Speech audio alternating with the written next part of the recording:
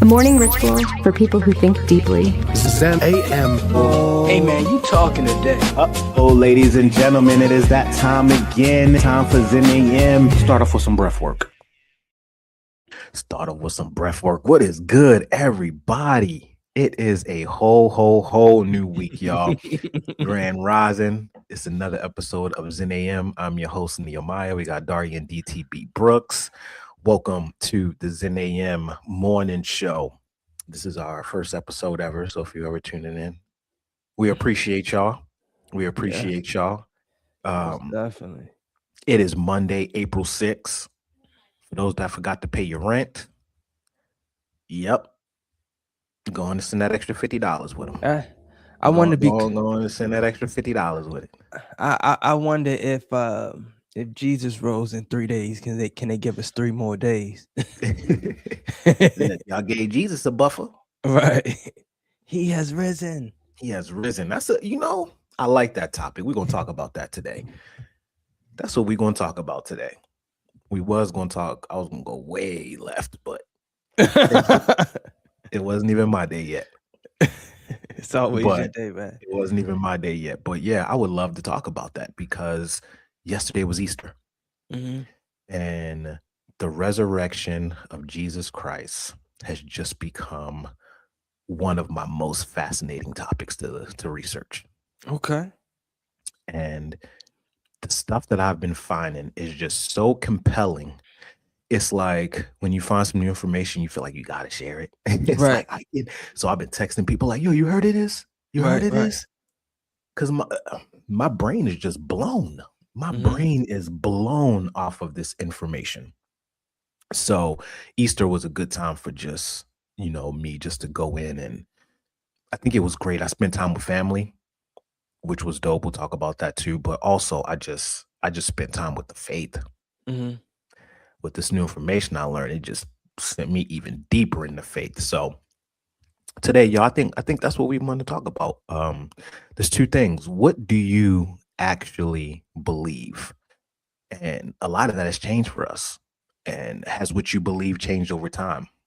And then I kind of want to talk a little bit about some of the stuff that I've been finding. And I want to talk about the Shroud of Turin. Have you heard of it? Nah. Okay. Yeah, we're going to talk a little bit about that. It's crazy, y'all. It's crazy. But how is everyone? I see everybody in here. Grand Rising, everybody. Grand Rising. How was everyone's Easter, man? Yesterday was Easter, man. Everybody, Easter was good. Y'all good? Y'all feeling good? Did y'all what you end up doing yesterday? Whenever you take that long break, I always think you got laid. Because I'd be thinking you going in your head thinking about it, and I think I'd be like, he in his head reliving it right now. It's the morning show. Nah. It's like this is a kids program. Nah, I just chilled at the crib. I watched that Halle Berry movie. The new one? Yeah, on Prime. That was Which good one? until it watched me. Which one? The action one? Yeah, when they was bank robbing. Yeah. That just came out in the theater, right? Nah, it's been it's called Crime 101. Yeah, that's with the with Chris Helms in or something. Yeah. So I was watching that until it watched me. So how was it? It was good from what I seen it. So I'm gonna have to rewatch it again. Okay. Play some pickleball, wash the car. I got a cold routine for the car wash. Oh, for real? Yeah, man. I'm about to save that little $40-$60. What you do? You just drop it through one of your neighbor's sprinklers? Nah, so I got the compressor. It's a USB joint, and it sprays the foam onto your car. So like a mobile detailing company yep. you use. Yep. It plugs in with a USB, boop, layer down, and I got the brush, so I don't gotta be bending. Yeah. Going crazy. And then I got the hose, but then I got the leaf blower, but it looked like a drill, and it blows the water off. So I don't even gotta drive with the towel no more. You got a full detailing system. Oh yeah. That's a full detailing system. yeah, I'm enjoying waking up early in the morning to wash the cars and get that early cardio and sunlight. So I add that into my routine. Every other day I wash my car. You wash your car every other day? Yeah. I feel like I'm becoming Asian. no, I was just You becoming Asian. I like doing simple stuff now. Like Yeah. washing the car, going to Costco. Like I like doing that stuff. Like going to the movies and bowling, that's a thing of the past. Like mine Right. now is finding something, building it, putting it up in the crib. Like Mm. I don't know why, but I don't know. I'm just being acceptive of my age, I guess. Because things change. Yeah. Think about how long we've been doing something, Mhm. right? Think about how long you've been doing that one routine that you just said. You outgrown it Yeah. naturally without Mhm. even being forced out of it. So that happens. And as we get older, we do find things that weren't as entertaining, more entertaining. Right. For instance, I will stare at my neighbors. I'll sit and watch them. That was not entertaining before, unless there was like some police or something over there. I'll sit there and watch them mow their lawn. I'm like, Yeah. that's how he get the zigzag. Right. This He got the two-tone grass cut. is how he doing it. Okay.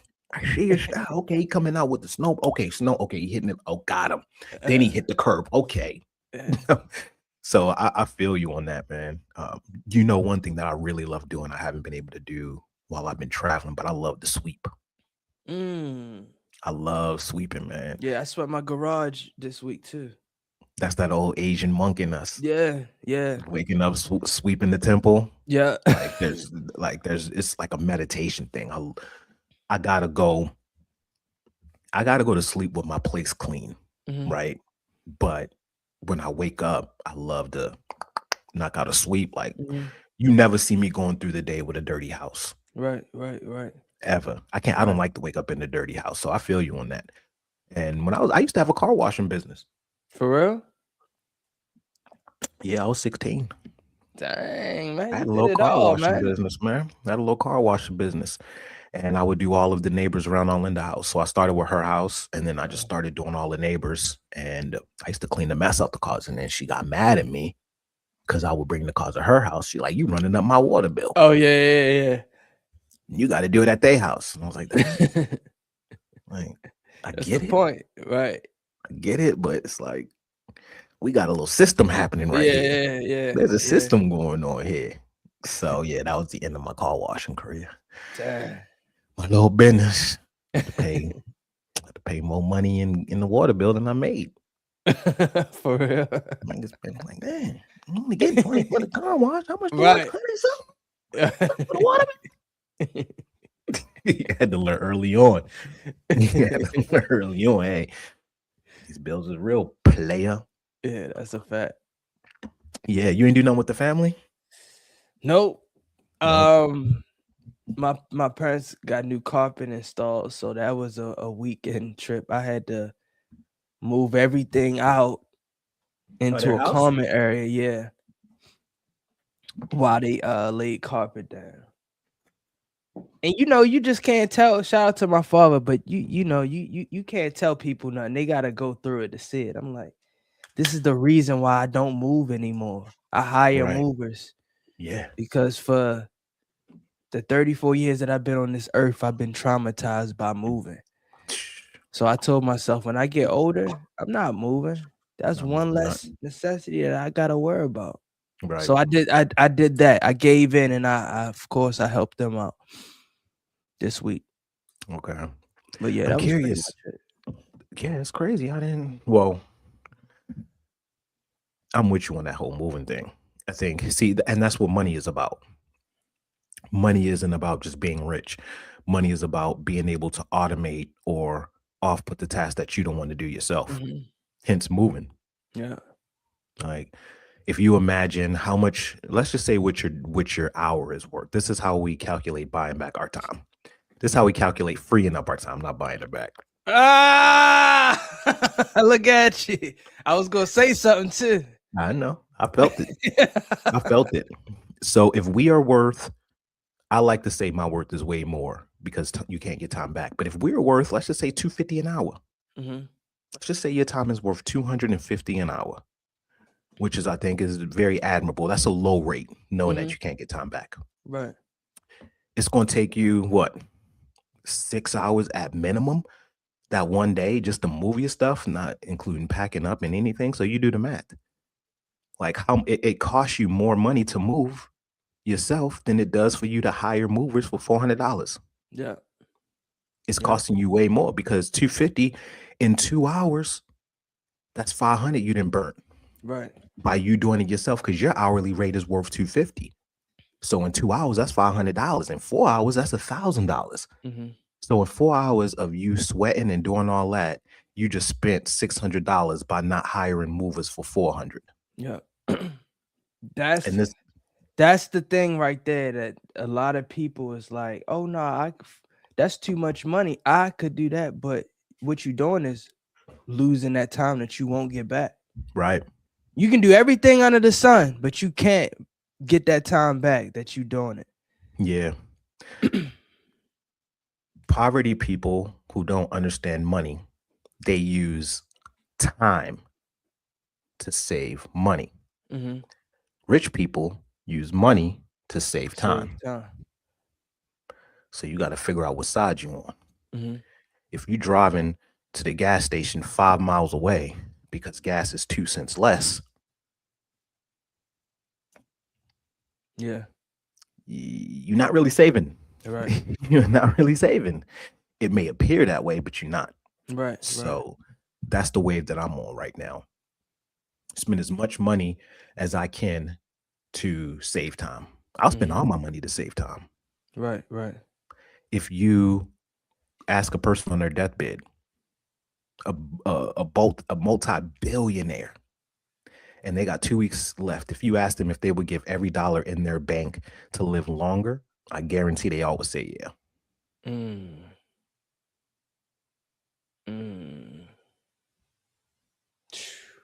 So that lets you know what's the real currency and what's really important in this life. Right. So that's how I look at it.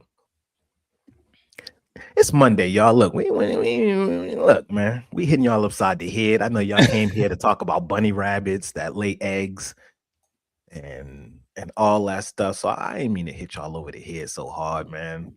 Let's get into some breath work, man. I ain't really mean to, you know what I'm saying? Sometimes I need to slow pedal.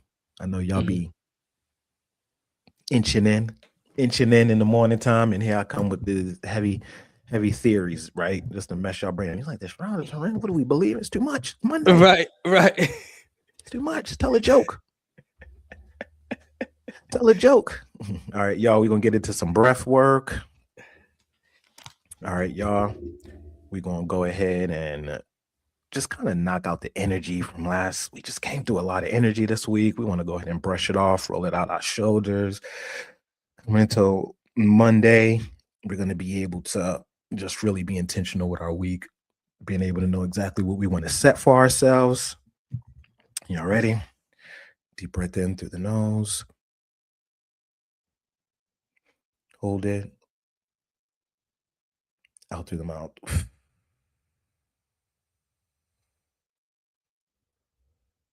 In through the mouth. Hold. Release.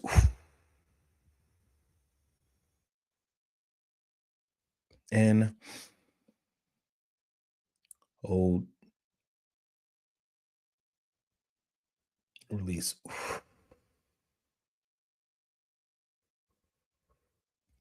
Last one. In. Hold. And some more. Hold. Release.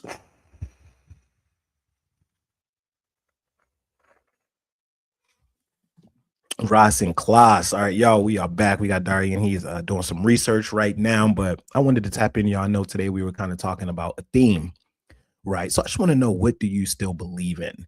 A lot of us have been switching from like religion to spirituality. Is that the side that you're leaning on?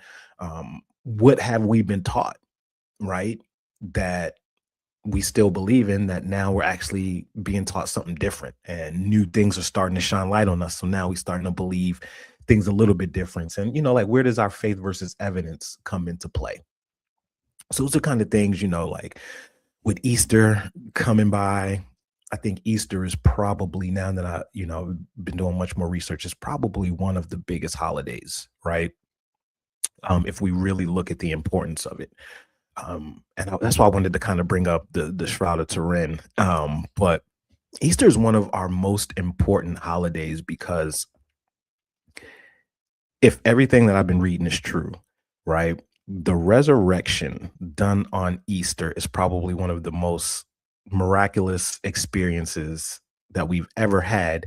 And if there's proof, and if there is a holiday based around it, it's one of the biggest holidays. So to me, Easter's changed a lot. It has changed a lot just from the research that I've been doing. I feel like in society, we take these holidays and we kind of like consumerize them, right? We kind of turn them into something far away from what they are from the original. We look at Christmas, we look at Easter, and it's mostly based around like rabbits and bunnies, and with a lot of people making that shift from religion to spirituality, you can kind of see how a lot of the holidays are still celebrated, but the foundation of them have definitely been skewed. So I just wanted to get y'all thoughts and see how y'all felt about the holidays coming up. Where are we at nowadays, now that we're all adults and we're able to kind of make up our own mind and do our own research? And one of the most profound things that I've come across recently is the Shroud of Turin. And I'm curious if anybody here has even heard of that before. I want to see in the comments if y'all have heard about this. But this Shroud of Turin, this right here is supposedly the burial cloth that Jesus was buried in. Now, I got to pull it up just so y'all can see it. But what's profound about this is there's so many layers to this. There's so many layers to this. And I see y'all comments right now. But what we potentially have in our possession is an actual proof or evidence that not only did Jesus exist, but also was resurrected. So we got Boom Man. He said, "Is that the one where his face is supposed to be imposed on it?" Yep, that's exactly it. I got to see if I could pull this up for y'all. But supposedly this is the burial cloth of Jesus Christ, and there's a whole imprint of his face. There's blood evidence. There's just so much evidence surrounding this that it's worth us taking a look into it and really dissecting this artifact, like they already have been. They've already spent hundreds and hundreds of hours researching this. So we're the late ones. They've already been on this, but I really wanted to know people's thoughts on this. If y'all studied it, if y'all have heard of it, if y'all have never heard of it before, and where do you land with it? Because some of the stuff that I've been coming across recently, it's almost impossible not to believe in it. And it's almost impossible not to hold it as just 100% pure evidence. It's like, if this thing was put on trial, it would be impossible for a jury not to make a decision as, yo, this is legitimate.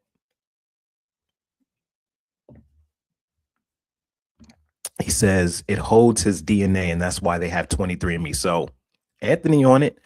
We got Anthony on it. He heard about it. We got Boom Man and heard about it. Doesn't surprise me at all.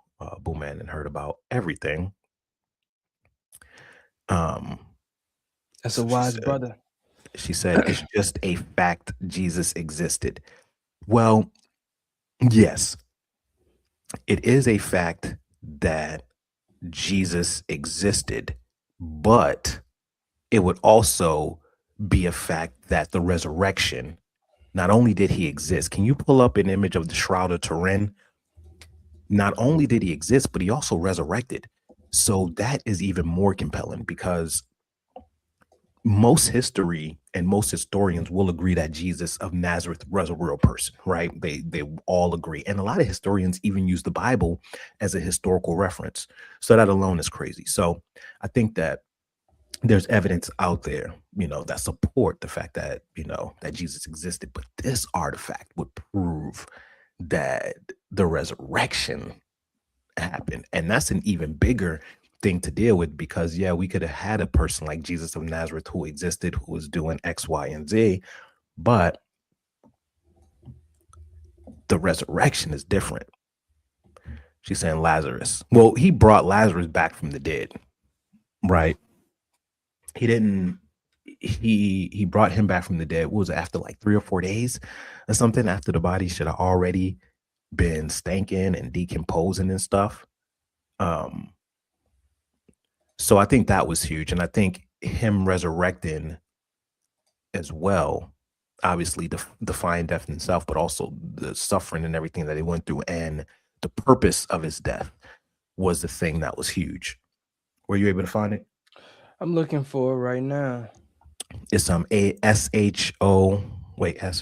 SHROUD of Turin, TURIN. Yeah, Turin is they found it. It's Italy. Turin, Italy, I believe, is the location that they found it in. But the imprint of this and the face of it and all of the blood samples, and it literally has the DNA in there, which was unique in itself, and the carbon dating, and there's when you take a picture of it, just a regular picture of it, it has a whole, it's like a 3-dimensional energetic picture that comes out, which made them start studying it to begin with. Let me see, we got this. I hate sending you Wikipedia. Yeah, because Wikipedia be on that. They be on that sometime. Yeah, let me see if I can get an image, because you never heard of this either, right? No, sir. Really? It's new for me. You want to know what's crazy is that a lot of people haven't. I'm over here I'm at church talking to Shira and Chucky and them about it, and they never even heard about it. Mm-hmm. Let me share this screen with y'all. All right. Y'all see this? Oh, I didn't even add it. Look, man, we need a new host. So can you see this? Yeah. You see my mouse? Yeah. Right, so I had it. So this is the full linen. Oh, we can't see your mouse, but we can see the picture. Okay. So, oh wait, let me go to this screen. So can you see my mouse? No, huh? No. Never mind. I hate y'all. So this is the full linen. On the left side, you have the front of the linen, and then on the right side, you have the back of the linen. So as you can see, can you see the imprint of the man in there? Mm-hmm. Yeah, so this is the burial cloth that they say is of Jesus. And if you can see on the back, that's the back of his head. Mm-hmm. And that you see the blood splatters. Yeah. Yeah. So look at the front of his head. You see the top of his head? Yeah. You see the blood splatters? Yeah. So what they are now showing is that crown of thorns that he wore, it was not just a halo crown, okay? This was a full-on helmet. And what's it called? It's called the Jerusalem needle or something like that. But it is a full-on helmet that sits on the top of your head. It pierces it all over. It's not just a halo. And if you look at that on the right side, you see that most of the damage is done to the back of the head. Right. So what they were saying is that, and they had a whole what's the word? What's a blood splatter analysis? The forensic. They had this whole. They already had this looked at through forensics, which is how they were able to kind of determine which were the wounds X, Y, and Z. But on the head alone, there was over like 50 stab wounds from the crown of thorns. And when they didn't know that this was the burial cloth of Jesus Christ, they did not know that it was developed later. So this wasn't an artifact that people were holding all of these years. A photographer ended up taking a picture of this, and through the picture in the negative, he was able to kind of see this image. So this was not like an artifact that from the beginning of time they were like, this is Jesus' cloth, you know. So it took a while, but it took for a regular photographer to take a picture, and when he was in the dark room, this is the image that was exposed through this. So in here, you can see how his hands are crossed, right? Right. So the thing that's so crazy about this, I mean, everything is crazy about this.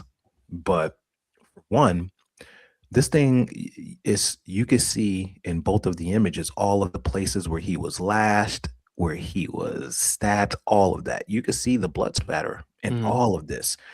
So this runs parallel to what we read in the Gospels of the crucifixion. The way that he was stabbed in water and blood came out, that runs concurrent with this. This matches up exactly what was said in the gospel. This matches up with the blood, how it was separated, how some blood came after death, how some blood came at that time. So the forensic report that has been done on this actually runs exactly concurrently with what is said in the gospels. I believe it. Well, you said you believe it? I believe it. Well, so there's a blood type in there too. Oh, it's a blood type. There's a blood type in there. Okay. Oh, it gets deeper, man. Like it ain't just this. Right. They've studied this extensively. They studied it extensively. So first of all, there's actual blood type. So they did the blood type sample. And the blood type sample was AB, which is one of the rarest blood types, I believe. Yeah, I need you to do some fact checking in that. Do a little bit of what's the AB blood type? Let's see. AB blood. Yep. Less than 1% of the U.S. population have AB negative blood, making it the least common blood type among Americans. So first of all, he had AB blood type. Second off, there was another article that they actually, I forgot what it's called, but it actually is, they said, is the face cloth. So back then, the way that you died, they would wrap you up in this linen. They would go to the speckler. They would go and they would kind of mourn you for a few days. They'd come back and forth. They would, obviously the body is decomposing. So they would put like myrrh and spices and things on the body just so it doesn't smell. The families will go in there and they would do this, for 5 days or so. So everything that we are reading and everything that we are seeing all lines up exactly what is happening in this cloth. So the face cloth, I forgot exactly what the name, but it's inside of a museum right now. And they did the blood testing on that as well. Guess what the type was? What is that? AB.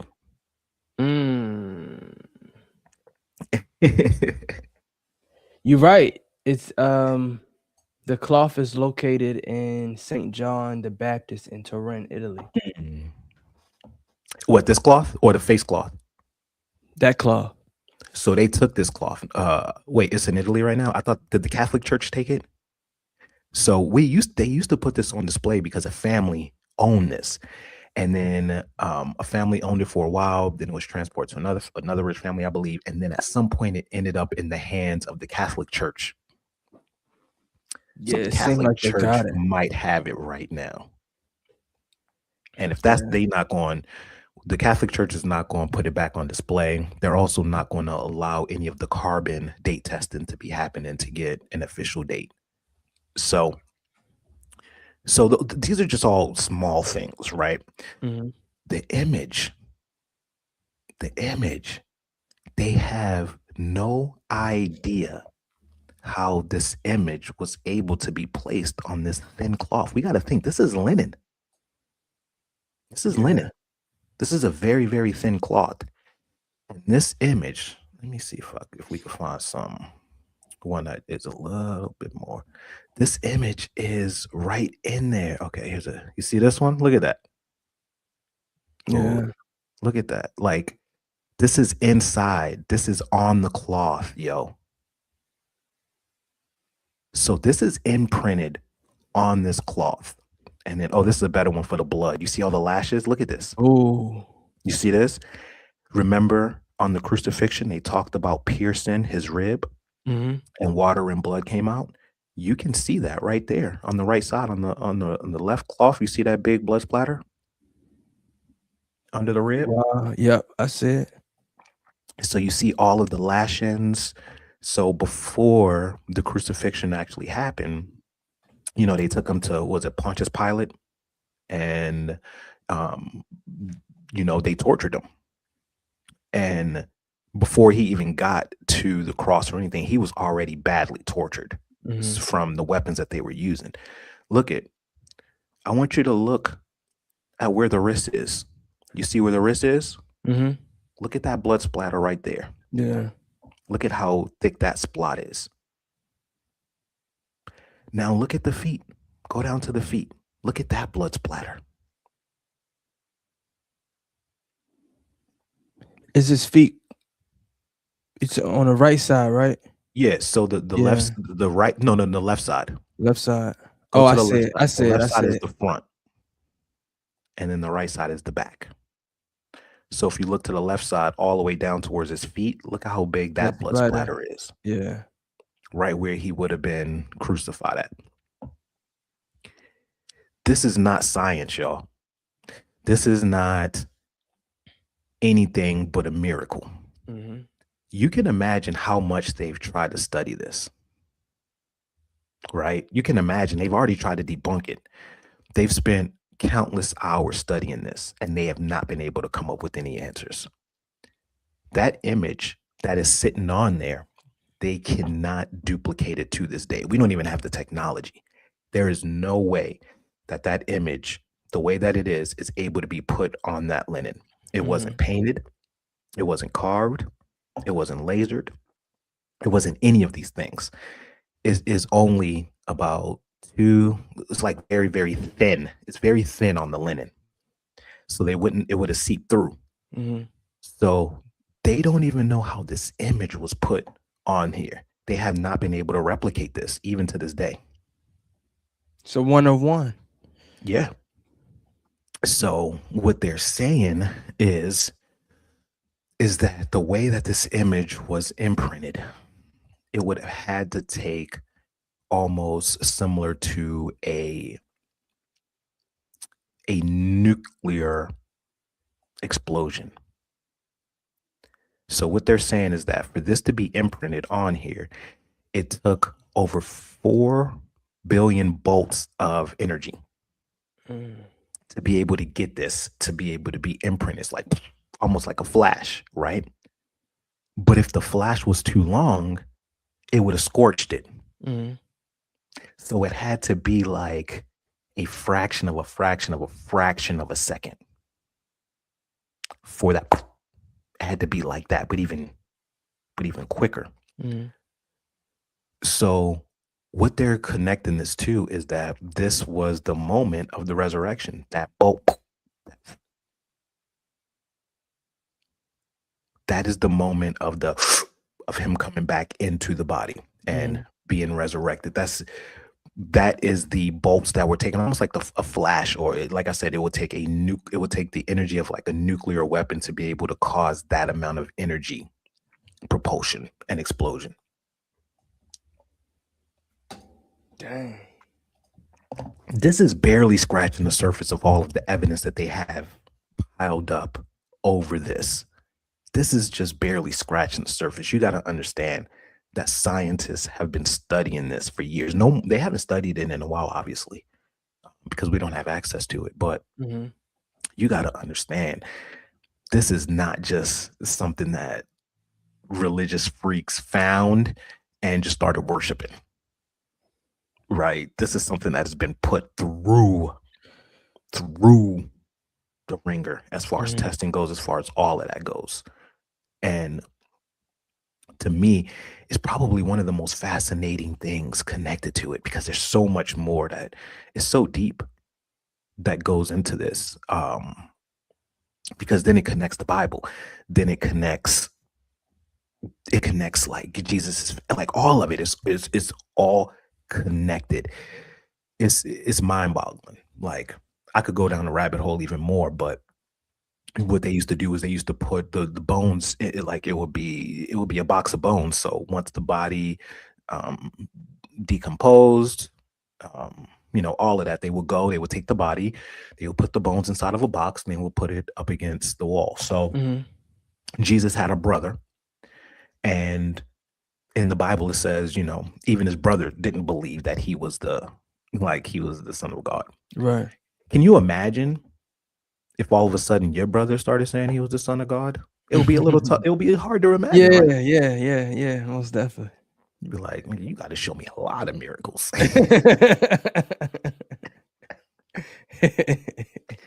Like a lot.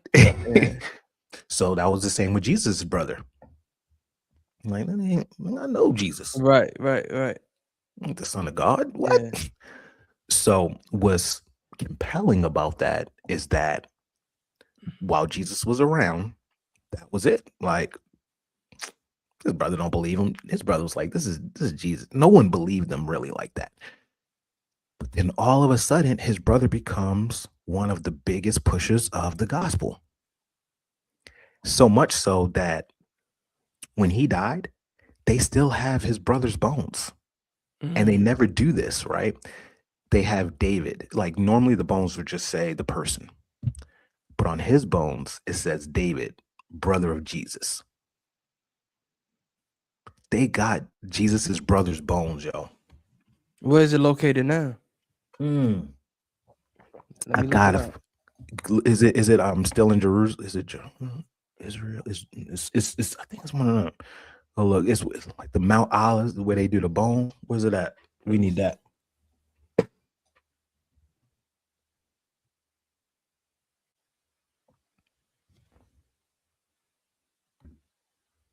He said it's superimposed like a laser printer. Yeah, they can't. It's so tough. Even a laser printer nowadays would not be able to put that image on there, is what they're saying. Wow, they said it's been displayed in the United States, specifically at Pullman's Yard, Atlanta, as of December 2024. The bones? Yeah. Oh, they here? Yeah. They here in Atlanta. What? That's wild. As of 2024. That's 2 years ago, so it should still be there. Yeah. That's wild. Wow. That's wild. In Atlanta, of all places, yo. Yeah. That's bananas. Wow, yeah, Pullman's Yard. Wow. You gotta go. Got to. You gotta go. We might have to make a trip out there. Yeah. What? So that's why this is so compelling, because you go from someone being the brother of him who does not believe him to somebody who is one of the biggest advocates. We've seen this time and time again when it comes to the Jesus story, and this is all pushing to the resurrection being real. That right there is almost, we didn't even touch the surface on you got to think. This artifact has obviously been tried to be debunked. You got to think. And what they did was they actually, let me see if I could pull it up. They actually tried to do some carbon dating on this. So they tried to do some carbon dating on this. And what happened was, I believe it was in the 60s or sometime. What they did was they took, and if you look at the right side, okay, look at the right side, I mean the left side, okay, look at the bottom, okay, and then look to the left. You see that, how that piece looks different?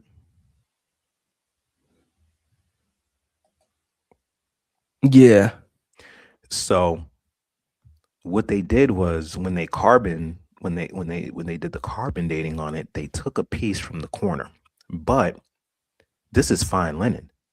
And what happened was, when they did that dating, it didn't date back to the 2000 years that it was supposed to add up. So they instantly debunked it, right? They instantly said that this is a fraud. But they went back in and they started looking at it. And what they found was that that sample that they took, that they carbon dated, that sample actually had cotton in it. So it wasn't even, it was a piece that was kind of added to it, like in addition, because cotton wasn't even around then. So the piece that they carbon dated wasn't even an accurate part. They didn't take it from the middle or anything. They took it from a part on the end that was that was like a different color than the actual linen cloth itself. And you can see it from here that it looks completely different than the rest of it. Most definitely, it stands You out. can clearly see it. You could clearly see it. So that was what they carbon dated. And then that's when they debunked it. It had maybe the 80s, and they wrote an article about it saying that this was a fraud. But then, you know how science is, they're not playing with that. They went in and started doing that is not a correct carbon dating. We need something from the middle. But we're not able to date it now based off of it being with the Catholic Church. But they've already done dating on it. Look, it gets crazy. So they had it was like a pollen expert, okay? They had a pollen expert go and do samples. And he found, what was it, like 50 different types of pollen on this cloth. Not only that, the pollen that he found before, this cloth traveled was a pollen that can only be found in Jerusalem and could only be found in April. Only bloomed in spring. This thing has pollen from Jerusalem, from a tree that only releases pollen in April, which is right now. Dang. I mean, so they giving you so many facts. It's hard not to believe. That's what I'm saying. If you don't believe, then I don't know what else you might need to see for you to believe his existence.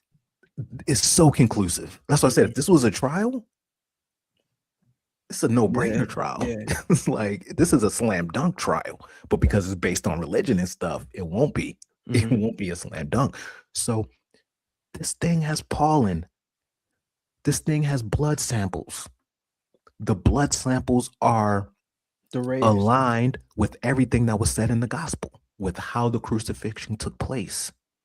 Everything is aligned with the blood samples in here. The places he got hit, the places that he was lashed, the thorns, the stabbing, the stakes through the hands. This, if this were to happen today, they would be able to, the murderer would be found just like that. Like the amount of evidence, like this will be, like I said, it will be a slam dunk case. I just don't like the fact that the Catholic Church is holding on to this and won't allow it to be. I mean, I don't think we need any more evidence, but more testing, like from forensic and things like that, because technology is at the height of all time right now. So it's just like, I don't know, maybe they just don't want it to be damaged or anything like that. But for the people that need more reasons to believe, like, provide that to them. But that's all the footage I need. I don't need no more footage to see that, to see the blood splats from the from the thorns on the top of the halo. I didn't even know it was closed in. I thought it was just going around, but you saying it's like a baseball cap, like a Scully. Yeah, I'm gonna see if I could pull it up because um you have to understand to be able to see what they put him through. Mm-hmm.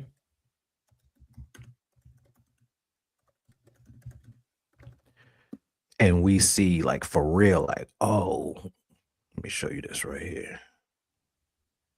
And this is on display. You can go, none of this is made up.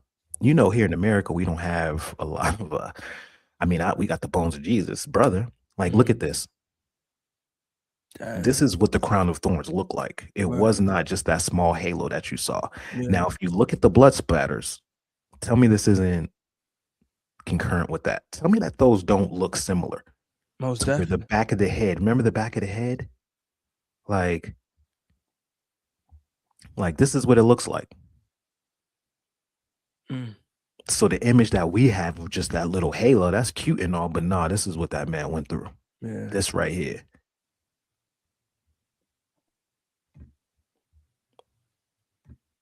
So we see this was not, because a lot of people were like, well, maybe he wasn't dead, right? That's what they were saying. No. These people were masters at the art of torture. Crucifixions was something that they did on a regular. Mm.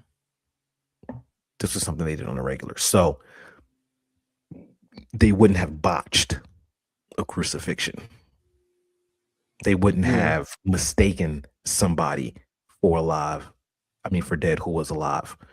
On top of it, the damage that he took, they said he didn't even last 6 hours up there before dying.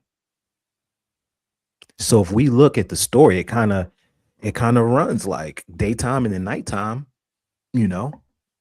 His wounds and the damage that they did to him before he even got there was so severe. They didn't even know how he made it to the cross from what they did to him before. Mm-hmm. Pontius Pilate did such a brutal job on him that, because what happened was, it was like, look, they brought him, they brought Jesus to Pontius, like, look, the Jews brought, like, you gotta crucify this guy. Right? It was like it was like the higher up priest. It was like, you gotta crucify, you gotta do something. So they went to him to do it because they couldn't get their hands dirty. So they went to Pontius, like, look, you gotta handle this. And the high priest and Pontius, they were working together. So it's like, fine. Like, so they brought Jesus to his house. That night before, Jesus stayed the whole night at Pontius' house. I'll show you some of the weapons that they used. It wasn't even like these long whips. It was like a whip like this, but it's like a small handle. Then it has these little metal hooks on it. So when you hit somebody, it rips the skin. So that's what we're seeing. All of those marks on here. That's what that came from. That came from what happened before he even got to the cross. That came from what Pontius did. So what Pontius was thinking in his head was like, look, I really don't want nothing to do with this, but look, I'm going to do this and then we good. But when he took him and showed him to the people, he wasn't expecting them to be like, crucify him. He thought that it was going to be good. He was like, look, we already did our job. But then everyone was like, crucify him, crucify him. Like, what? He didn't even want to do that. Right. So we see all of this kind of locked into the story of what happened to his body. And then, who was it? The Syrian, I forgot his name, but it was an African dude when Jesus fell and couldn't carry the cross. What they saw was, where was the blood at? This is another thing that's trippy, is that when the forensics tested it, there was also, soil samples. So the part when Jesus fell and he couldn't carry the cross anymore, he fell on his knees and then his face, right? So on the Shroud of Turin, there's actually soil samples here and on the knee area. Oh, wow. Yeah. Wow. When I tell you that the research has been done on this, like, I've been down the rabbit hole, y'all. I've been down the rabbit hole, but the Gospels line up exactly with this. Like, when you read the Gospels of how the crucifixion went, it all lines up. Mhm. So he didn't make it 3 days like that, or he wasn't up there as long. And what happens is that when you go and they crucified you, what happened was is that in a way it's supposed to take your oxygen, right? Because they have your arms like this. So when you lean forward, it's hard to breathe. Mhm. It's hard to breathe. So what they do was, what a lot of the people who were being crucified was, because there was a lot of servants, people, it was a very disrespectful way to go. What they would do is they would kind of stand up a little bit, like, so you give them, they could breathe a little bit. So at one point they was even talking about break. That's why they was like, break his legs, because then you won't be able to stand up and it makes it go quicker. But he couldn't even last. Mm. He was so brutalized that I think, like I said, he was gone that day. And that's the reason why they were so surprised. Like, this is the Son of God? Right. What? And then what's crazy is that, like, his last words, right? I don't know what it is, and gotta pull it up. But long story short, he says his long word. Pull it up. It's like Eli, Eli, or I can't remember. It's in it's in Matthew. But basically, he was like, "Why has God forsaken me?" Something along the lines of that. Eli, Lima, which means, my God, why have you forsaken me? Right. So when I first read, I was so confused, right?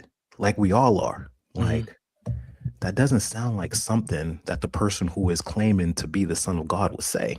Mhm. That part was really confusing to me. Why would he say, "Why is my God forsaken me?" That does not add up to what he's been teaching. So to me, that bugged me out, right? Mhm. And I think it bugged a lot of people out. Pull up Psalms 22.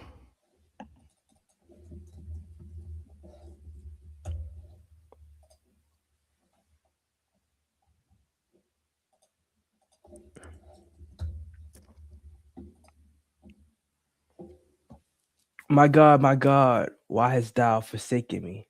Why art thou so far from helping me, and from the words of my ruin? And if you keep reading that, Mhm. this is thousands of years before Jesus. This is the actual crucifixion. This is the keep reading it. They're talking about taking his clothes off, casting lots. So basically, when Jesus was up there, they was clowning him. They were ripping off his clothes and they were casting lots, like shooting dice. Right. Like I'm gonna get his shirt. I'm gonna get this. Yeah. So they was clowning him. Read that. Oh my God, I cry in the daytime, but thou And hearest being not, hung. and in the night season, and I'm not silent. But thou art holy, O thou that inhabitest the praises of Israel. Our fathers trusted in thee. They trusted, and thou didn't deliver them. They cried unto thee and were delivered. They trusted in thee and were not confounded. But I am warm, and no man or reproach of men despise of the people. All they that see me laugh me to scorn. They They shoot out laughed the at lip. him. They They shake laughed their at him. They heads, spit saying, on him. They laughed at him, spit on him. You watch the part you read right there. he trusted on the Lord that he would deliver him. Let him deliver him, seeing he delighted in him. But thou art that took me out of the womb. Thou didn't make me hope when I was upon my mother's breast. I was cast upon thee from the womb. Thou art, oh my God, from my Is that still mother's belly. 22? Mm-hmm. So in his last moment, he starts singing. In his last moment up there, he starts singing. He's not asking God. He literally goes to Psalm 22, something that was written thousands of years before him, that is literally describing this exact moment that was prophesied thousands of years. This is the last thing that he says right before he goes. He's singing a song of his prophecy. Like, come on, man. Like, come on, man. Like, when we talk about Easter, this is what we talk about. This is not no bunny rabbit. This is None of that. This is like, this is the conversations that need to be had on Easter. This is what we need to remember on Easter. This is what we need to come back on Easter 1. And I'm telling y'all, like, talk to me a year ago, this will be a whole different conversation. I would have told y'all Jesus. A year ago, if you would ask me about Jesus, I would have said, this is exactly what I would have said. You know, I believe in Christ consciousness. And I believe that, you know, Jesus may have been here or may have not, but the teachings are a consciousness that a lot of other teachers were given to teach us. That's what I would have told you. Ask me now, Jesus was a real human who walked this earth, who really performed miracles, who there are 6 different accounts of Jesus from outside of the Bible that talks about this Jesus Christ. They talk about the crucifixion happening. There's pictures of them. All of these, in Pontius Pilate, all of these people were real. There's coins with their faces. It's all historical at the time that they went. There's literally a coin of Caesar on it when he was doing his sermon. It was like, should we pay taxes? And he's like, give me the coin. Whose face is on it? See, that coin is real. All of these things exist. It's not no fluff. And on top of it, a lot of historians use the Bible as a reference when they're doing their history. So these all stuff is like, hold up, we gotta hold up. Let's take a step back for a second. Wait, what? You mean to tell me that Jesus was a real person that really walked? There really was a Jesus of Nazareth? There really was a Pontius Pilate? There really was a crucifixion? And then he really came back? And then all of the people that doubted him, like his own brother, now become preachers of the church to preach the gospel? That sounds kind of realistic. That sounds like, I don't need more. I don't know what y'all need. I don't know what kind of evidence. I don't know what y'all need in y'all lives for y'all to feel compelled to believe something is true. For me, I got all evidence I need. Me personally. And this isn't even to talk on the fact of what has happened in my own personal life. This doesn't even touch that. Like, this is just regular history stuff. So that's my question to you is like, you broke it down of what you would say a year ago, but what got you in this mind state now of fully believing? Because I believe you believe, but like fully believe now. I didn't believe in Jesus. Okay. Like, I didn't. Honestly, I like, to me, it was like, if he was real, then maybe. And in my mind, the healing that he did was almost like, in a sense, like Reiki, energy healing. You know, so I didn't look at the healings that he was doing as that miraculous because I didn't read the extent of the miracles. So I was just, it all came before I did the reading myself. And I was just going by account. But the thing that really did it for me was just a personal visit in the middle. Like, I've always felt connected. I didn't even like to use the term God, honestly, just because of what Christians had done to it and what the world had done to that term. I didn't even feel comfortable saying God. So I would say the universe. I didn't like God or Jesus needing to be in some type of human form for us to understand it. And I felt like, as humans, we needed to put a personality on God for our brains to understand it. So that's why we use the term he. But I was having an experience where I was having like trouble sleeping. I couldn't sleep at all. I was going through something real, like one of the darkest times of my life. And in the middle of the night, while I was like tossing and turning, a voice just came to me and said, say Jesus Christ. I'm like, what the? Jesus Christ? No. No. Why would I say Jesus Christ? Like, why? And it just started to grow. Too many coincidences from there. But that was the first thing I was like, say Jesus. I've been through I wasn't even asking for guidance in that moment. I was tossing and turning. And you say Jesus Christ? Someone who I don't even, But I was just like, that's interesting you say that. Let me start reading the Bible. So then I started reading the Bible, and then little occurrences started happening after that. I was talking to our cousin. I was still having trouble sleep. And then that same voice came to me, gave me a Bible verse. I don't even know Bible verses. And I was talking to Chuck the next day. And then I was just talking to him. I didn't even tell him what I was going through. We get off the phone. He's like, I'm going to send you a Bible verse. He sends me that same verse. And these types of coincidences have happened to me throughout my life. So it wasn't weird to me. Right. Right. Like I have weirder stuff happen to me than that. So that wasn't that weird to me. It was just the confirmation, oh, all right, bet.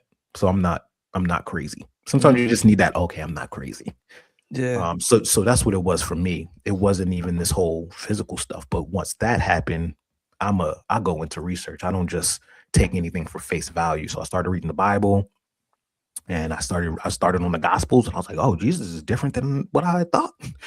This dude's way different than what I thought. And then just continued into there, and then I'm looking at historians. I'm not just reading, I'm looking at historians. What have they found? Like, I want the brightest minds to be telling me about this. I don't want the dude in the church telling me about this. You know what I'm saying? I need the bright minds. I need the people who are teaching this in universities, who get paid to talk and do lectures, like Wes Hoff, like these are the people I need. Like, that's how I do my research. So as I start doing more research, I'm like, oh, this is even more compelling than I thought. Oh, Jesus was a real person. Oh, and it was just awakening after awakening after awakening. It was like, oh, and then now the Bible's starting to tie in things that I didn't understand, that do understand, like him being on the cross and saying, why hast thou forsaken me? Didn't get that. Now it makes sense. So it's like, for me, the journey has been like that. I just needed a little bit of thread. And once that voice came to me, I was like, all right, I listen. And ever since then, it's just been every single day I'm being shown something. That's amazing. That's amazing. Yeah, I'm gonna find out about Jesus Brother Bones and see where that's at, and I'm gonna make a nice little field trip, and I'm gonna try to get some video and stuff so I can send it to everybody. We got to do look, everybody, we're gonna do the Zen AM trip. That'd be our first trip. The Zen AM trip. We're gonna go see Jesus's brother's bones, yo. Which to me is crazy. Yeah. Like, that's crazy. Like, it makes the story better, right? Like, if you think that Jesus had no siblings, it just makes it seem a little bit more esoterical, like more mystic. Like, he came out of a woman who was a virgin, and it adds so much mysticism. But then when you see, like, nah, he came down here to have a human experience. His mama got on his nerves, his daddy, like, he had brothers, he had the human experience. Like, it was not, he didn't get the Michael Jackson experience. You know what I mean? He had the human experience, issues with families and siblings and all that. So very compelling, man. What should make it real relatable? Because it's like, you know, it ain't no fairy tale. This is real deal. Yeah. So we just sent it on IG, y'all. I think that we gave y'all a lot of stuff to chew on. I think that this is a lot to chew on for those people out here. And what I'm going to do is I'm going to put some links right here in the chat right now that will give y'all the two latest videos that I've been watching. Just so y'all, if y'all ever feel compelled, one of them is on, I just watched this one last night. It's a guy named Jeremiah Johnston. He is just such a beast. I'm gonna put two of them in there because sometimes you need to hear it multiple times, right? All right, this is one for y'all. This one actually started watching me, but this one right here is a really good one too.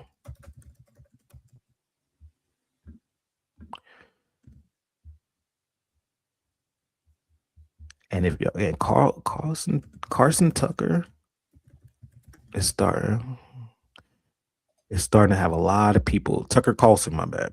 It's starting to have a lot of these types of people on this show. Ever since he almost in a way got canceled and all that, he's starting to bring a lot of disclosure and religious stuff. So I just put it in there in the comments for y'all. So if y'all want to check it out, make sure y'all go and check it out. These are the links right there. Oh wait, what the hell? I don't know what I just put out there. Don't mind this last link. I'm gonna delete that. Oh, It shares the links or something. Let me make sure I get rid of this. So, all right, y'all. Great show. This is a great show. Easter was yesterday, man. We got to give a shout out to the man of the read. Like, we can't be talking about no bunnies over here when we got so much cool, compelling stuff right now that can change somebody's life. Like, y'all can go to the Breakfast Club to talk about the other stuff. Y'all want fluff? Go watch the Breakfast Club. You want that raw? Come to Zen AM, man. Talk that talk. All right, y'all. We will be here tomorrow. It was an amazing show.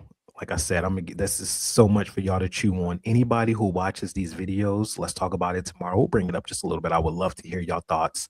But we will be here tomorrow, y'all. Same Zen time, same Zen channel. Holla. I got it that time. That one is actually not bad. What was that one? Holla. Holla.